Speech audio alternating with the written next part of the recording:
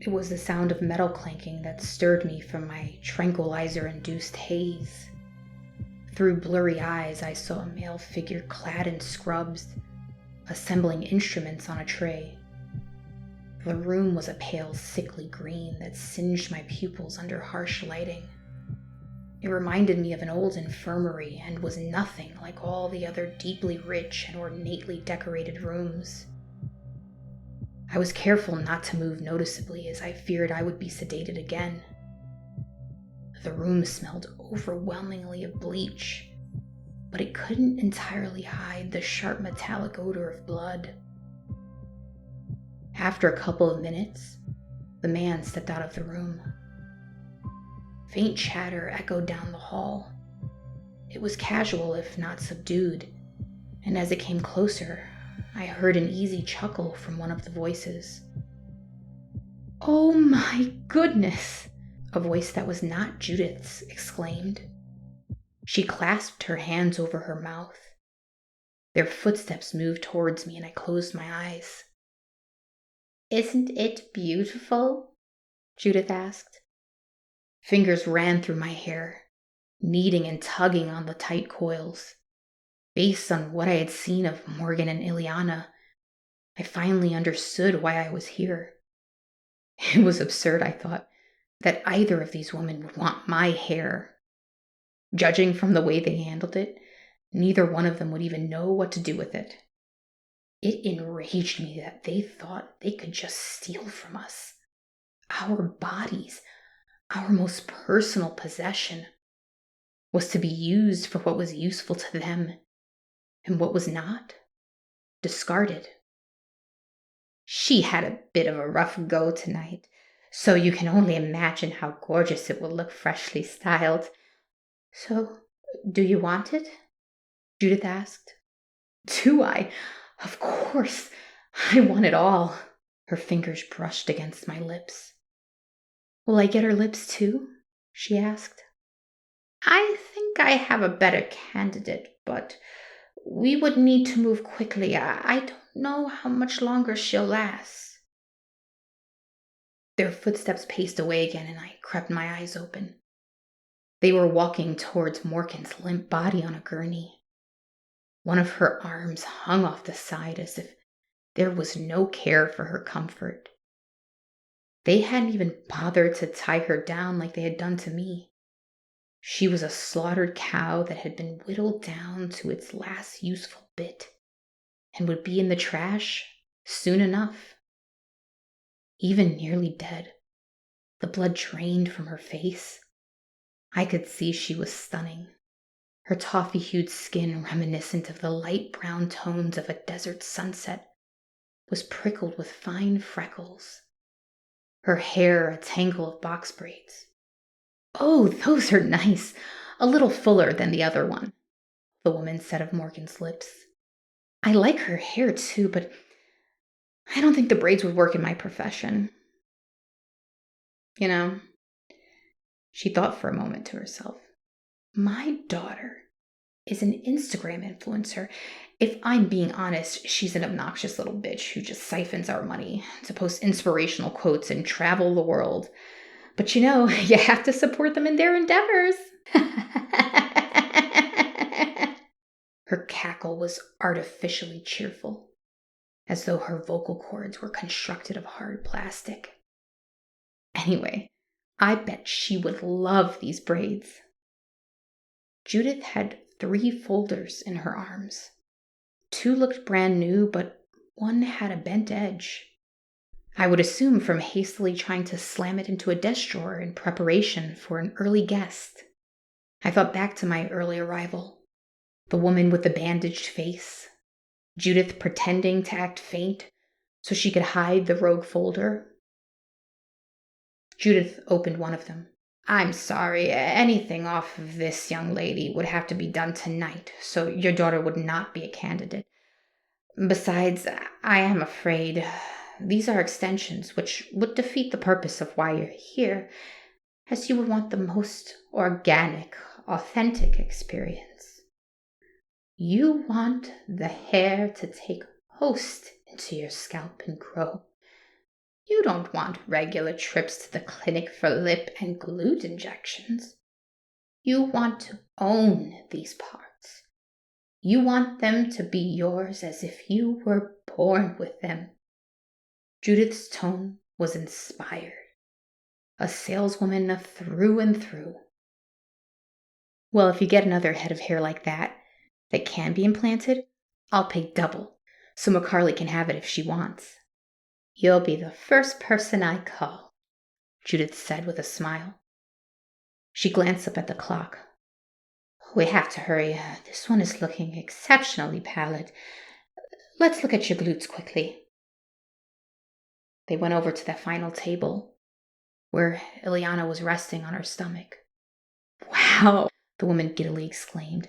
"Now that is an ass." She poked it and let out an excited squeal.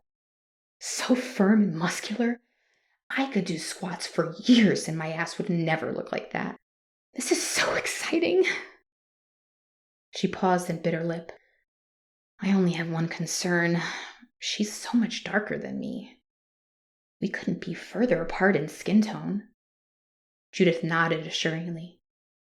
"Rest assured, once your transplant has taken and healed, you will have the option to tattoo it to match your skin, just like we did with your breasts. And though the breasts were somewhat lighter than this highly melanated specimen, I can assure you we can still get a match." The woman clasped her hands in excitement and giggled. "This is great news because I want that donk."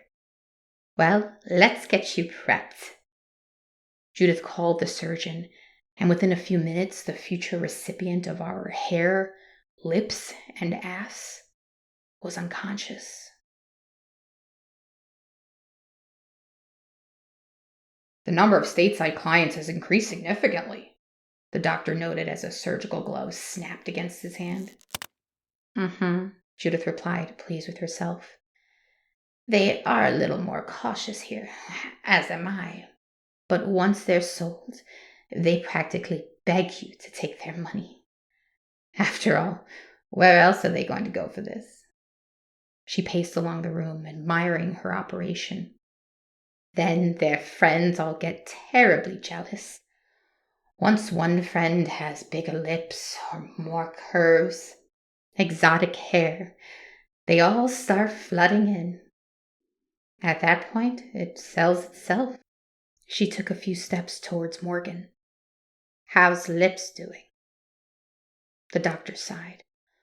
"Pulse is weak, but she's still breathing.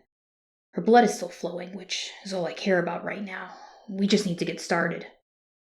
Judith turned towards me, and I continued to play dead. I felt her lift a few locks of hair. "Let's start with this one. You already know this is the highest ticket item today. The bidding was so fierce, I thought the women would pull each other's hair out." "More money for us, then," the doc quipped, and they had a chuckle. Judith added, "I want to ensure that this is our primary focus. Then lips, then buttocks. Does that work in your professional opinion? The donor scalping and suturing to the recipient's skull takes a while, so I prefer to do the lips first, but I'm sure it'll be fine, being as the lips are such a small surface area." His footsteps moved towards Morgan. "I need to hurry, though. We can always put her on ice, but you know the success rate is much higher with live donors. You need to stop selling asses first. They barely last long enough after that for me to harvest the rest of their parts." "Asses are in high demand," Judith argued. The doctor sucked his teeth. "I'm going to use a local on the women today. I don't want any complications with the tranquilizer and their systems." "Whatever works and keeps them down," she replied flippantly. "Unlike earlier today when you failed to keep them sedated." The doctor huffed. "I had to take Flora to equestrian. Susan fucking dropped the ball." "Can't you afford a nanny with all that money I pay you?" Judith scoffed. "Why? So she can continue to poison the kids against me?" His instruments clinked along a tray, signaling he was done with the workplace bickering. "I'll be back to check in an hour or so." I peeked just enough to watch as Judith left the room, closing the door behind her. There was now a hole where the knob used to be, so it remained unlocked. My body was overwhelmed with a flight response, and yet hopelessly resigned to my fate as I lay bound to the surgical table with thick leather straps. A tear fell down my cheek, and I took a gamble in my next move. "Doctor, please," I eked. He spun on his heels, holding a loaded syringe. He frowned. "Now, don't scream, or I will put you under, and you may never wake up." "Please, don't," I begged. He was a surgeon.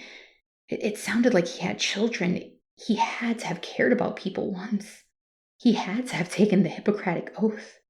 We're good people. We have families. You don't have to do this.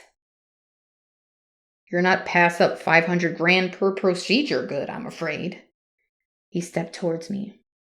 "If it makes you feel better, your hair is going to make someone very happy." I hearkened back to all the times I fretted over it in the mirror. How much I wished I had silky, effortless hair like in all the commercials I had watched as a child. How I'd see befores and afters on TV shows or in magazines, depicting hair just like mine as a humiliating burden. How the word bad would be casually thrown around in my presence by adults to describe my unruly mane, as if it were a defect to shun and hide, and not a thread that tied me to ancestors from generations ago.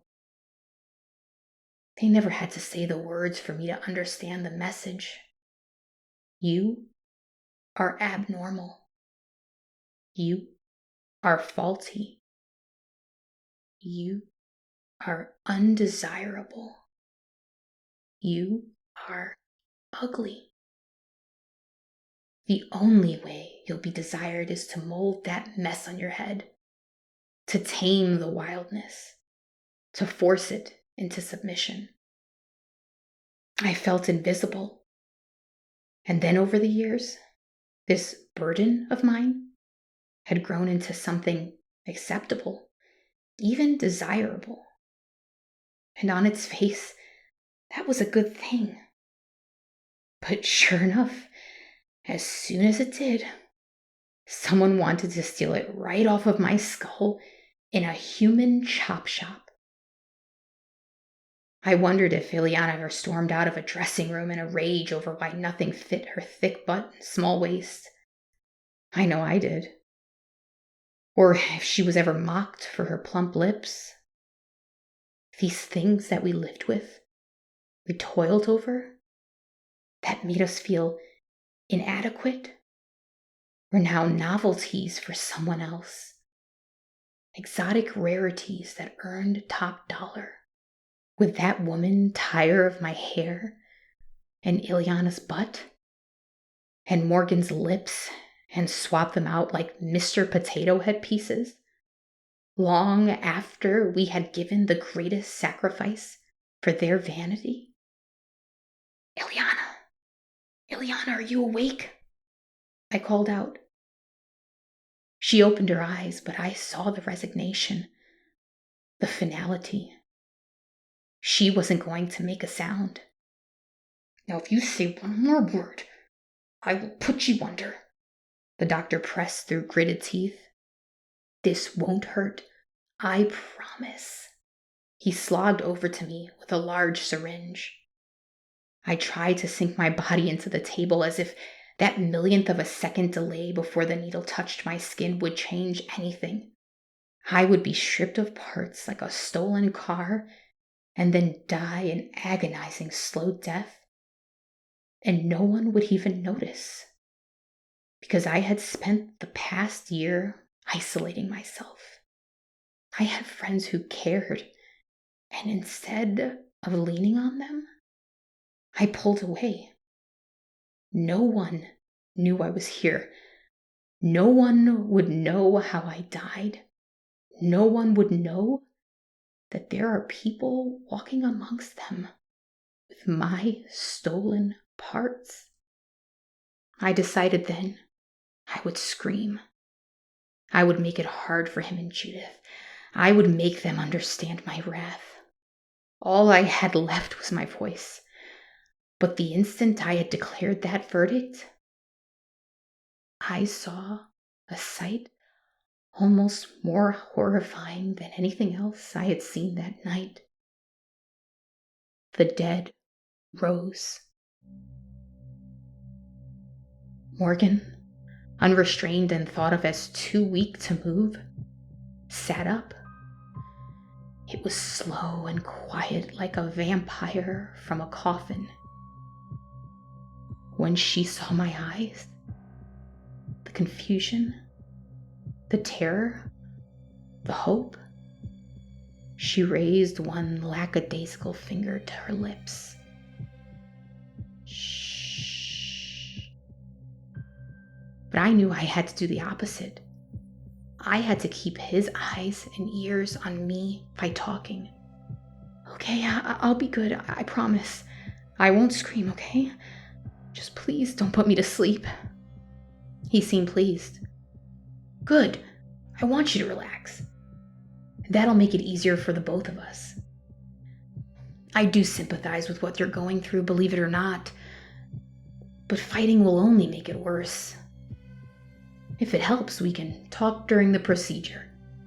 No doubt this man was a masterful surgeon, and yet he radiated the energy of a mad scientist, of someone who didn't quite understand the evil he was committing, someone who would be proud to speak about his work, someone whose ego could easily be used against him.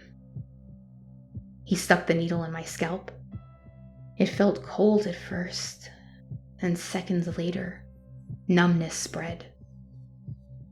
Morgan reached in the bandages wrapped around her hips, where her glutes once were, and carefully slipped out the screwdriver I had dropped earlier. Yeah, we can talk. How'd you get into this business? Morgan put one bare foot on the floor. Her stability was tenuous. I was certain she would collapse. He chuckled to himself, almost wistfully as he grabbed a scalpel. I was Judith's plastic surgeon. She was my top patient.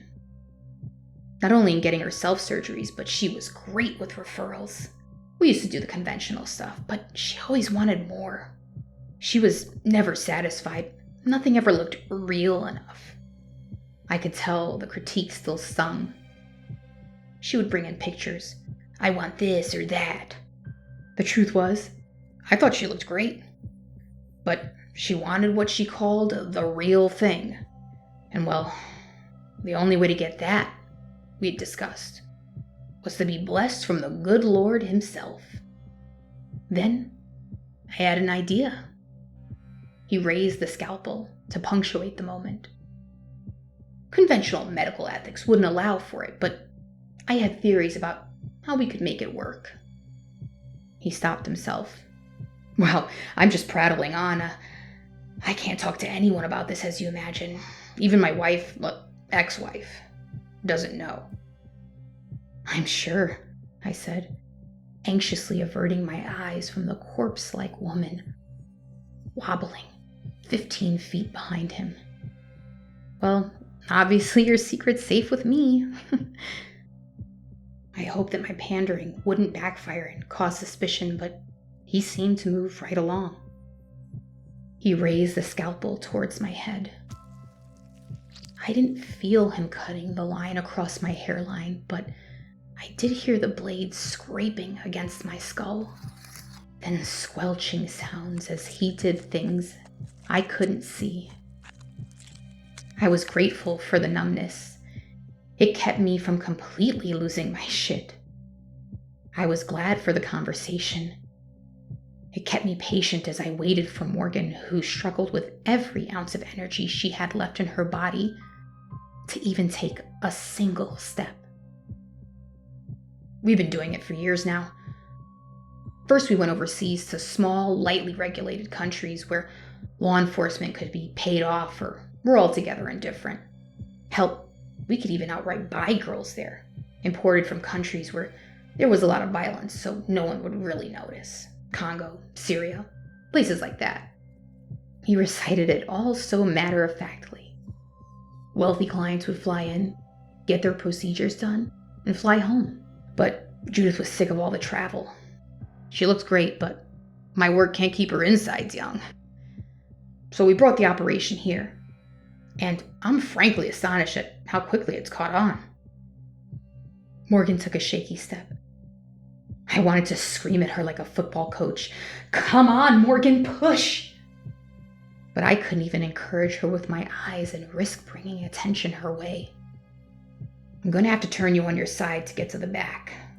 He unbuckled one of the restraints, but held onto my wrist. You're going to need to roll on your side, and then I'm going to tie this hand next to the other hand. I have a tranquilizer gun right here, and plenty of sedatives to use on top of that.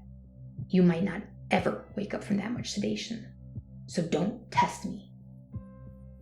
Trust me, I know I'm not getting out of here. He shot a skeptical look at me. Morgan was just a few feet closer, but still had a ways to go. Can I ask you a question? Yes, but quickly. That girl with the lips won't last all night, and we need the flesh as fresh as possible. How did she find me?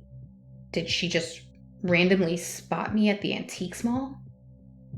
Judith's comments about a bidding war had made me realize that her plans for me may have extended further back than a chance encounter.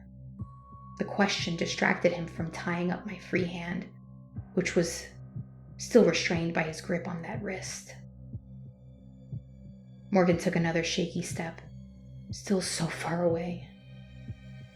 He pursed his lips and lightly nodded his head to imply it was a good question.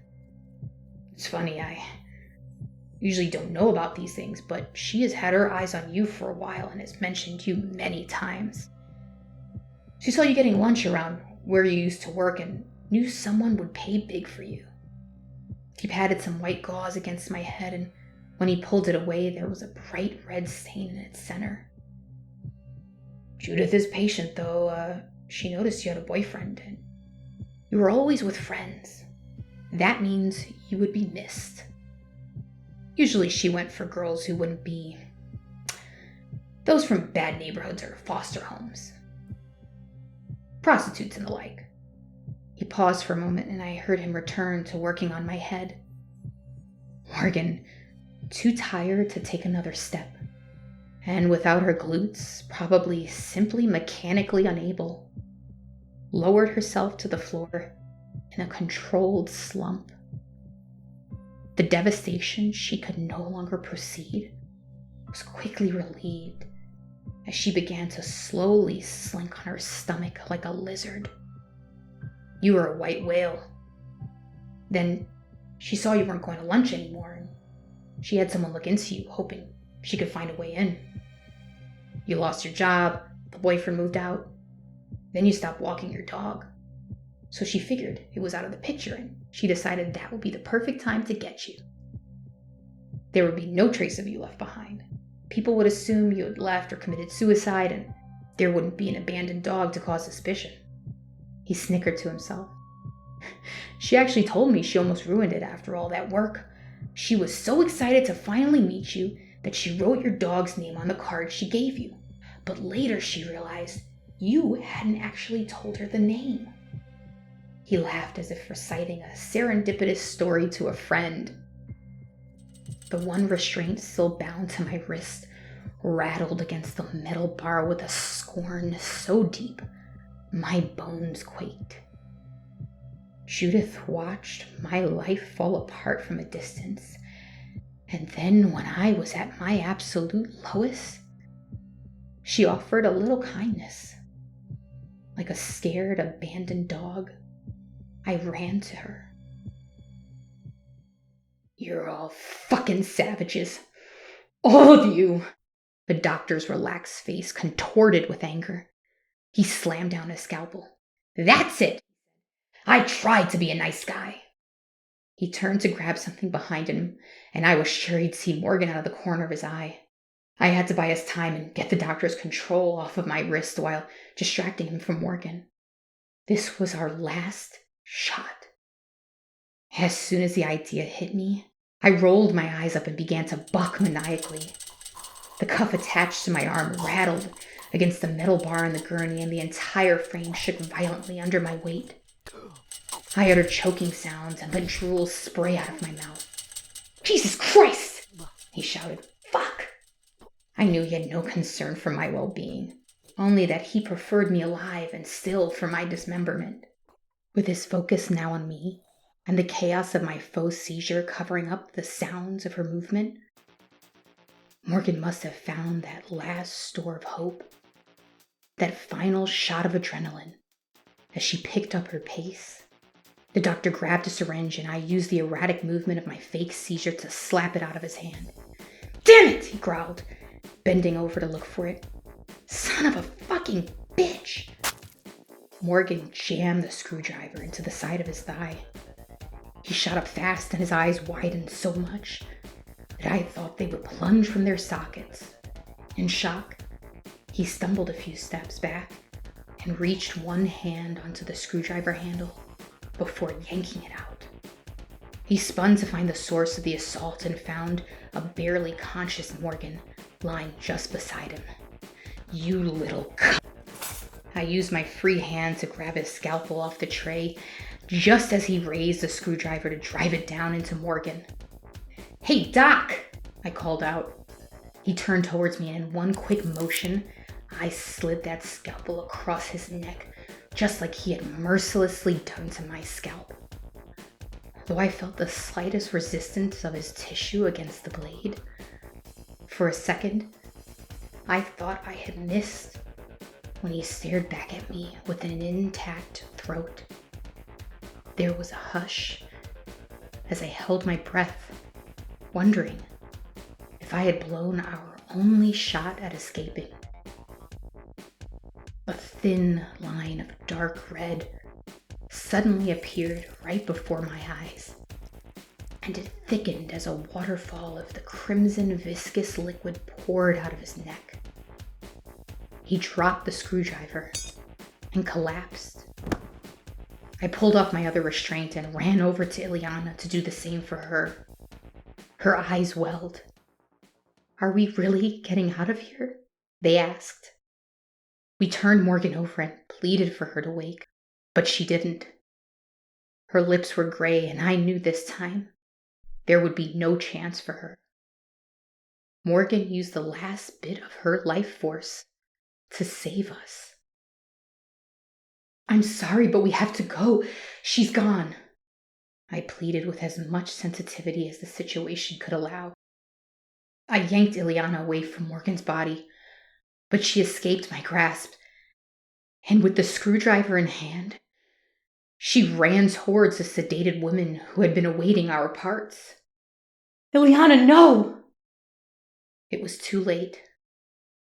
She plunged the screwdriver into the woman's chest, and it let out a sickening, dull thud. Ileana jimmied it out of the thick chest wall with a grunt, the cartilage cracking as the screwdriver loosened, and this time sank it into one of her breasts. "Ileana, stop!" I ran towards them, but I knew it was too late as the heart monitor started to beat erratically. I let Ileana savage the body as she grabbed a scalpel from the table and slashed the woman's face, legs, and stomach. Tears streamed down her eyes and staccato cries emanated from her chest, trapped inside of her stitched mouth. It was all so fast and frenzied, like a ravenous animal desecrating a carcass, tearing her apart the way they had done to so many girls who had been forgotten. In one final symbolic coup over the woman's body, Ileana pulled her pale upper lip and carved it off of her face. I gagged as I reached for Ileana's arm, but she shrugged me away.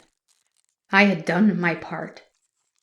I had gone through the pantomime of mercy, but I understood, and I knew in the most basic sense of justice, an eye for an eye, a breast for a breast, a lip for a lip, that this woman deserved it.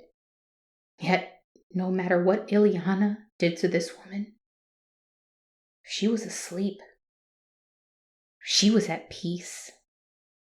She would never experience the pain and horror that we did, as we felt an unforgivable betrayal from our fellow woman.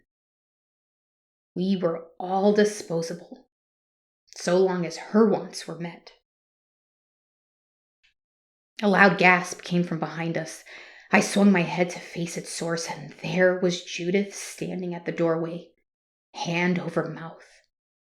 A metallic clinking sound behind me rattled along the floor, and I turned to see that Ileana had dropped the scalpel. Her wrath making way for fear. Her decisive, firm grip had dissolved into an impotent, shaky hand. This time, when I looked at Judith, I saw all the dead women fused to her body. Those creaseless, plump lips, her thick, dark hair, her robust curves, the things she had stolen to cover up the rotted soul inside of her. Each part represented dead, forgotten girls, women no one cared about enough to notice when they had gone missing. Women who the police would assume had run away or had it coming because of where they were from or how they made a living. Women desperate for money, affection, family. Women whose most valued assets were their body parts and what pleasure they could bring to some other person who had greater perceived value. It was my turn to be the one filled with rage.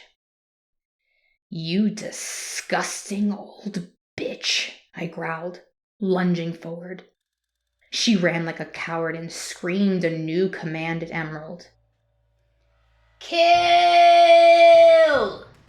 After a few loud footfalls, Emerald burst into the room just as her owner scurried down the stairs.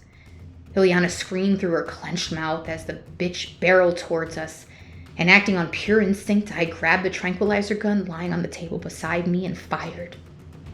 Emerald pounced on me and chomped on my forearm when I raised it to protect my face. Ileana kicked at me, who was too deep in the red to feel her. But within seconds, her feral attack went limp. If it wasn't for the blood dripping from her mouth, she'd have looked like a sleeping angel. Together, we pushed the heavy dog off of me. Ileana haphazardly wrapped my chewed-up arm, and we made a run for it. The door was wide open, and as we ran towards it, we saw the taillights of a car speeding down the driveway. That thieving psycho had gotten away. I looked at Ileana, not sure what to do next, and she dangled a pair of Mercedes keys in front of my face. The doctor's car. I grabbed them. Though I wasn't in great shape myself, Ileana could hardly walk without assistance, and we hopped into the silver car. I sped away, feeling outside of myself, barely able to focus on the dark road ahead. My injured arm rested on the center console as I white-knuckled the steering wheel with the opposite hand. When we screeched past the gate and onto the main road, I adjusted the rearview mirror and unveiled a startling reflection. My scalp was peeled back a quarter of the way, exposing my skull. I wish I could explain what it feels like to look in the mirror and feel as though you were disconnected from your own body. I still couldn't feel a thing on my skull, and so my mind simply could not accept the fact that that was me in the mirror, that I had been scalped. I slowly raised my injured hand to the exposed wet bone, and when I felt it under my fingertips, I released a hollow breath, A silent scream. Ileana grunted loudly and pulled the steering wheel. I looked up and saw we were swerving off the road, but she had overcorrected and we tumbled down a ravine. You may think that fear is finite, that you can only get so frightened before it's all the same dreadful rush. But no, there are levels and shades, and the combinations are endless. As we toppled down and our bodies rattled like pinballs, I felt a new cocktail. By the time I had been stable enough to talk to the police, days had passed. Believe me, I tried through drug-induced hazes to plead for the police. At least that's what a nurse told me. I remembered nothing. The police visited my room when the hospital felt I was stable. They sat patiently as I told them every last detail. I explained the urgency of the matter, how she could be anywhere in the world. Judith was evil and needed to be stopped before she could find another doctor to corrupt. Ileana could confirm it all, I told them. The detectives looked at each other uncomfortably. We're sorry, but she didn't make it. It was hours before someone had even spotted the accident. She passed away at the scene. The bed shook as I sobbed. She couldn't be dead. That's not how the story ends. She couldn't have survived all that to die alone on the side of the road like roadkill. Listen, Sarai, I want you to know we are taking this investigation very seriously. In fact, while you were recovering, we learned of the doctor because the car you crashed was registered to him. We found the house you were held in. Relief came over me as I realized that perhaps they were going to tell me they had located Judith. And we did some of what you spoke of. He hesitated, and I wasn't sure if he wanted me to say something. Some? We found the doctor, and he was dead, just as you described. We found the instruments he used on you. We found the other girl, Morgan. Her autopsy lines up with what you told us. Even the dog was there, still unconscious when we arrived. But there was no trace of this woman, Judith. That house was owned by the doctor. That dog was also his, a companion he got for himself after his divorce. And as we speak, we have a team digging up the property. We have already found bodies. You're right about there being other victims. But up until now, there is no evidence he had any help. That middle-aged blonde woman you said Ileana attacked? There was no such person at the scene. There is no evidence anyone other than the doctor and his dog was with you and the two other women. You have to check his old patient records. Judith, I realized I did not know her last name. Are you saying I'm lying? His eyes were sympathetic and I felt his pity. No, absolutely not. I'm just hoping that maybe by presenting these facts to you, I can provide some clarity. You went through a lot that night. You hit your head pretty severely. I'm only saying that I'm going to have to look all this over again. He took a long breath and softened his posture. The doctor had quit his practice years ago, had just gone through a long, drawn-out divorce and custody battle, and had become pretty isolated. We spoke to colleagues, neighbors. He had grown increasingly unhinged and lost his practice. He also had a rough divorce and a previous marriage. It's possible he was taking out his anger on women. No! This was a business. We were being stripped for parts. I almost cringed at myself when I said it. I knew I sounded crazy. I knew it sounded medically impossible. I knew he didn't believe me. And I realized Judith had done to the doctor what she had done to me. She made him think they were a team, but she monopolized on his isolation. Not only was he her surgeon, but he would be her scapegoat when the need arose. I realized that she probably wouldn't be in his old records because, of course, her real name wasn't Judith. That would be incredibly reckless for someone who was such a meticulous planner. I insisted he go to the antique store, asked the person who worked there about the gift she had given me. He said he would, but when he left, I realized he could explain it all away. That mystery woman's image had somehow imprinted. And when I was kidnapped by this crazed serial killer doctor who mutilated women of color for fun, I had snapped. My brain couldn't accept that this man wanted to torture me just for the thrill. So it brewed this half-cocked story, a reason behind all the madness. What about the woman who Ileana killed? Maybe her family would report her missing. But she could have come from anywhere in the country. Would the dots ever be connected? Would her family fight for answers? Or would her globe-trotting daughter just be grateful she was gone so she could inherit everything? When the bodies were all found, Dr. Ziegler, the man I killed, was labeled the parts collector. The lore took on its own life, especially because there were still so many unanswered questions. No one could figure out how he got the girls. They presumed he either snatched them or lured them with the promise of cheap plastic surgery. Can you believe that? The media had spun it to make these poor innocent girls look like they were willing to follow this shady doctor to their deaths. The victims had slowly been spun to look like they were the architects of their own demise, that it was their vanity that had led them to him. Many of the victims were sex workers, so it was easy to believe that they would be suckers for cheap cosmetic surgery. The detective insists he believes me, but can't prove the woman exists. I'm not convinced he really does. And Judith, well, she may as well be a ghost.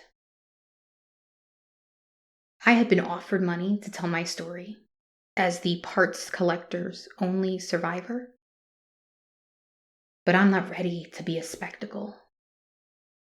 Someone tried to consume my body, and I won't let curious onlookers consume my trauma for their entertainment. They will all pity me and insist I have lost my mind, or maybe they'll hate me for it. It'll be the source of endless internet debate until I'm no longer a person, but an avatar of a victim. My experience will be told like it's a campfire story, and not like the people inside of it were once flesh and bone. But I know she was real. I still see that picture of Ileana in my head. It helps me imagine who she was before this horrible fate fell upon her. It also reminds me that I failed her. Maybe someday I will be able to tell the story when I am strong enough to stand tall in the face of endless doubters. Then I can tell people how hard Ileana and Morgan fought to survive. Maybe it will help me forgive myself. No matter how much therapy I do, no matter how many times I revisit that day, no one will convince me that Judith didn't exist. I still keep the little dog carving she bought me, the only physical evidence I have that she and I crossed paths. I hate that it looks so much like Blanche. That woman stained the purest love I have ever had. Now, Whenever I see a woman on TV or in person who looks like the hand of a doctor had something to do with her impossibly full lips or pert breasts, I wonder if they are wearing those girls. I wonder if she's still out there, befriending the lonely, the poor, the forgotten, and whittling them down part by part before discarding the waste.